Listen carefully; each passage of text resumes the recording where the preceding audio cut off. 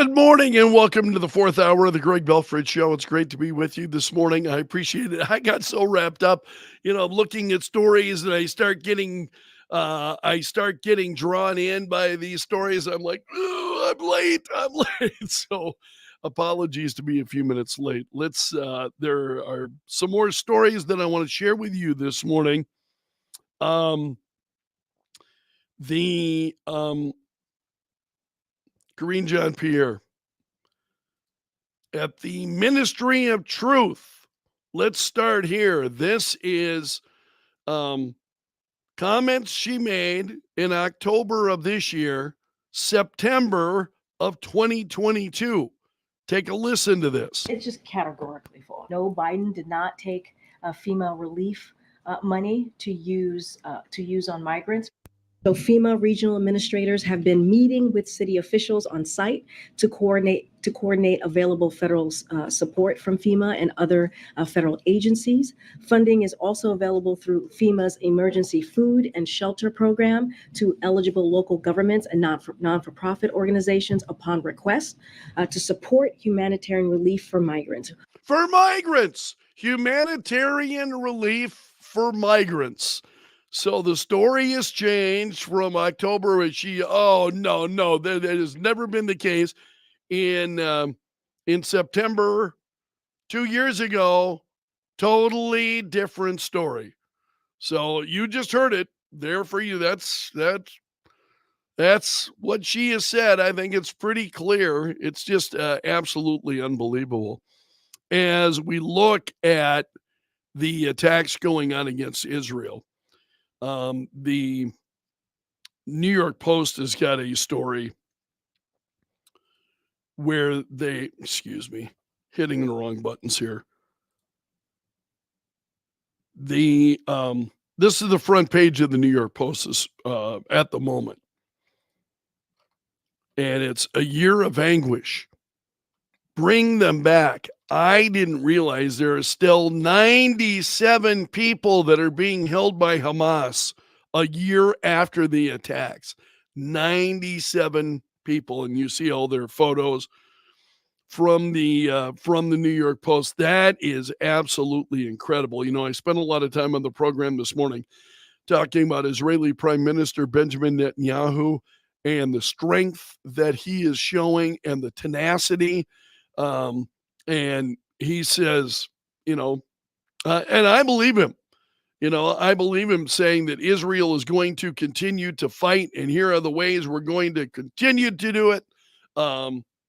Whether the entire world supports us or not, we will continue to press this fight. And it's that kind of leadership, I think, that really, at least for me, that kind of leadership, especially in the face of this kind of hatred, and is just absolutely incredible. All right. Again, I get so wrapped up in I'm used to prepping in the morning, and generally I've got a lot of time as I'm prepping news in the morning. But here for the fourth hour, I'm trying to catch things that are new. So I'm trying to share things with you that I have not already talked about previously. Real Clear Politics is always a bit of looking at the big stories, and you look at where they come from. Some of them, The Atlantic, Elon Musk bends the knee to Donald Trump. Oh, but The Atlantic, if you don't know, is about as left wing as you can get. But Miranda Devine's got a piece at the New York Post about Donald Trump and his return to Butler, Pennsylvania, then over the weekend. This really was the big story of the weekend. Donald Trump and his supporters make a triumphant return. It felt like a weighty moment in history, traced equally with awe and dread, but this time at least, there was bulletproof glass in front of Trump as he stood on stage. Counter snipers were on every rooftop. Giant containers shielded him from the roof of the unguarded building, which they should have done the first time around back in July. Should have been the case. Many of the rally goers wearing T-shirts emblazoned with "Fight, Fight, Fight." So Elon Musk was also there, and the photos of Trump and Elon Musk. Elon Musk dressed all in black. He was the man in black at the rally on Saturday. But I've got a lot of I really have a lot of respect for Elon Musk. Don't agree with him on everything, and that's okay. You know that you can look at people, but Elon Musk clearly is um, he is committed not only to the First Amendment but the Second Amendment, and understanding that Donald Trump, if you and I are going to continue to have you know the ability to be able to react in the way that we're enjoying right now, um, Donald Trump really needs to become president. David's got a comment that I wanted to share, and I appreciate what he's saying. Um, the David, I hope, are you being facetious based on the comments of the head of FEMA? Now seriously, I I think it was the comments by the FEMA director who is saying that all of these things are troubling. What's happening and the stress that they're under. The Which I'm sure that they are, but the comments that she made on ABC's This Week were rather incredible. What she was saying, I don't have the story in front of me. Got it in the stack of stuff here. I can find what she actually said, but here we go. She was on ABC's This Week, and she said, "It has a tremendous impact on the comfort level of our own employees to be able to go out there. It's also demoralizing to all of the first responders, FEMA staff, volunteers. I need to make sure I can get the resources to where they are needed. And when you have this dangerous rhetoric like you're hearing, first of all, what's the dangerous rhetoric? They're not threatening FEMA. That's dangerous. Threatening, harm to somebody, but being critical of FEMA that they're not moving fast enough, that's something altogether different. And that's what the concerns have been. And I don't know what everybody has said on X. I don't know what's transpiring there. It may be that some have gone further than that, and I'm not defending that, but the news that I have been seeing, Elon Musk and others who have been critical of, Elon Musk was critical of Transportation Secretary Pete Buttigieg. But I shared with you at length the story this morning about workers who were down there, and one of them who representing there were two different aid organizations that were in the news. And the head of one of them is saying, our folks have been here for a week. We're tired. We want to go home. We're waiting then for where's the help? We're waiting for folks to come in, and we want to be able to be relieved and know that the needs of people are actually being attended to, and I understand that. And Denise thinks, yeah, David was being sarcastic. Yeah, I think so. Yeah, it's the head of FEMA, not the workers that are being criticized. Yeah, at least that's certainly the way that I'm looking at it, and I want to be absolutely clear so that you understand as to where I'm at on that. The comments by what's dangerous, criticism of FEMA.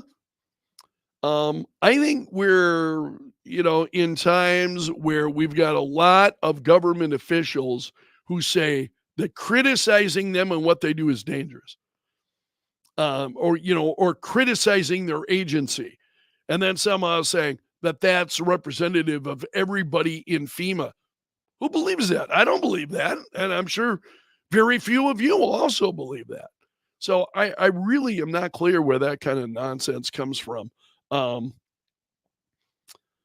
Let's see what else I had for you. Got a few other stories. Move on to Breitbart had a story on the ground in Butler, Pennsylvania.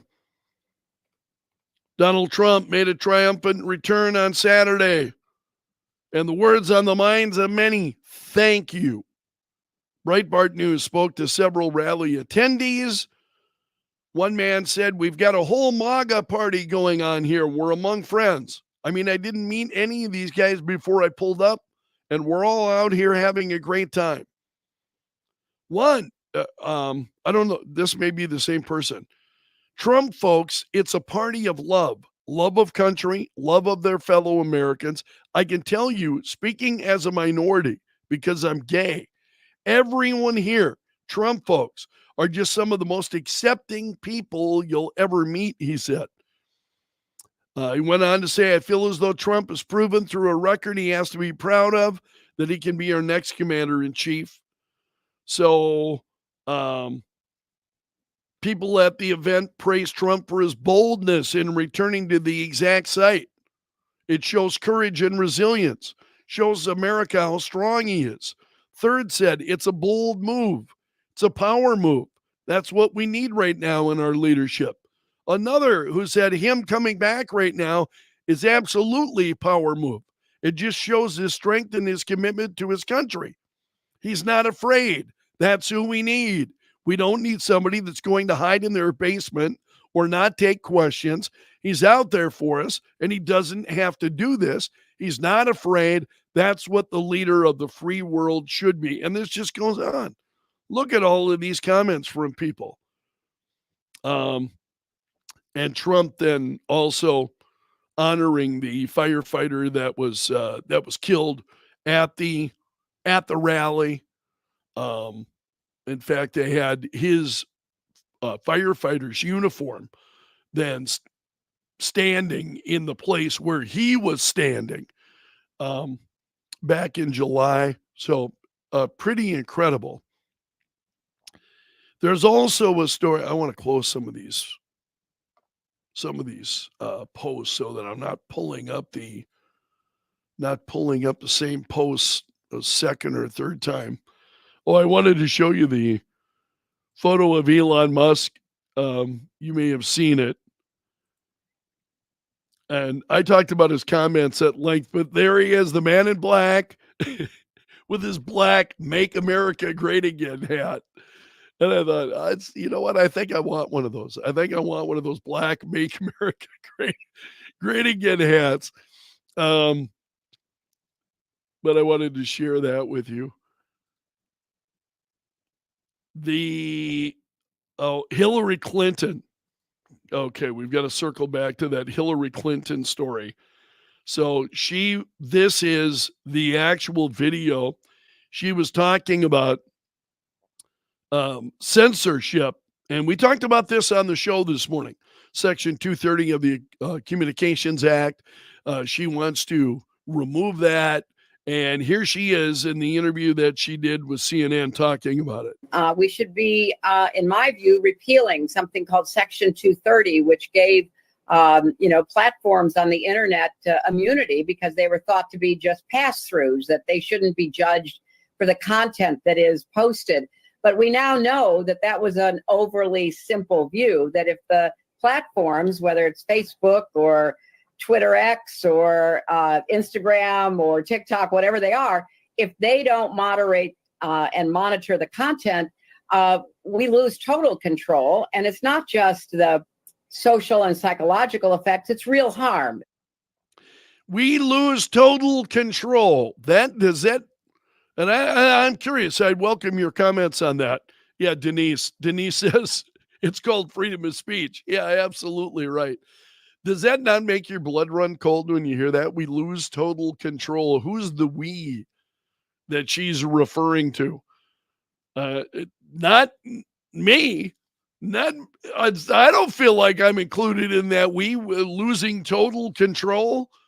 I thought that was what was great about America is we all have different viewpoints, different ideas, and there are limits to that, and we all know what they are. I mean, so um oh, I appreciate this. Wayne shared this. True risk to democracy, censorship. Yeah, absolutely right. Absolutely right. Sean said, I would like one of those black MAGA hats. If I could find one that would fit my big melon. So, yeah, I thought it looked pretty sharp. Elon Musk was, and not only was he looking great, I think, I really loved what he had to say. And I talked about it at length on the program this morning, you know, talking about this Donald Trump. Really, we need Donald Trump, or we're going to see an end to this. Which is why I laugh at some of the headlines that I am seeing from the legacy media and the leftist media in the way that they're reacting and responding to Elon Musk. The absolute hatred from those people is just overwhelming at times. Also, this is from Straight Arrow News, a post-debate Google News search. Don't use Google News if you're as your search engine. If you're looking, especially for political news, there are a lot of other, um, search engines that are out there that will give you better results than Google News. So the post-debate Google News search results for Vance were 100% left-leaning. This was a study by our friends at the Media Research Center, MRC. And so it's the largest search engine in the world. Google is. MRC found that headlines populating Google News were exclusively from left-leaning outlets. Specifically, a search for J.D. Vance on debate night revealed that every article, 100%, came from outlets with a left political bias, including major organizations like the New York Times, BBC, CNN, CBS News.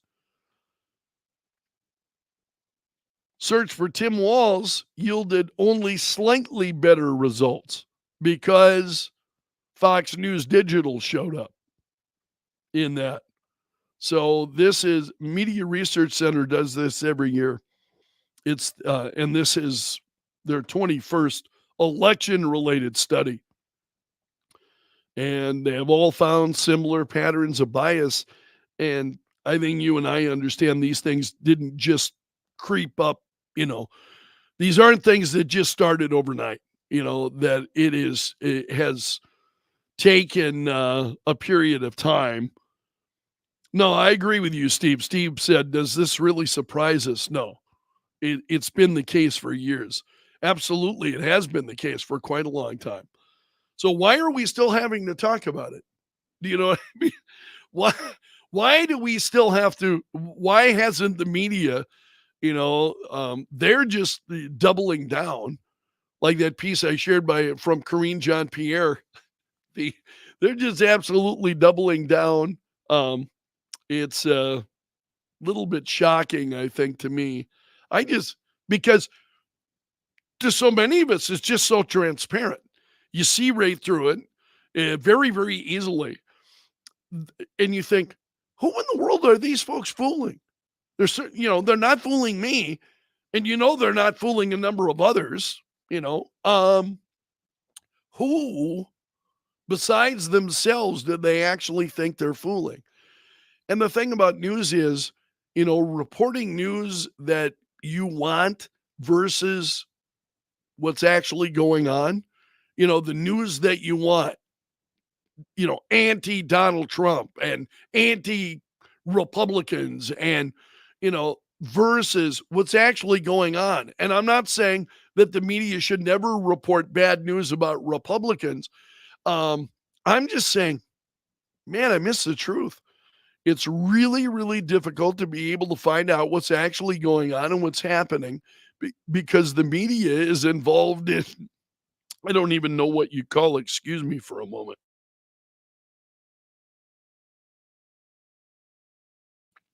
But they're involved in this game, and it's discouraging, it's disheartening, it's obviously misrepresenting oftentimes the actual truth, or they don't share the actual truth.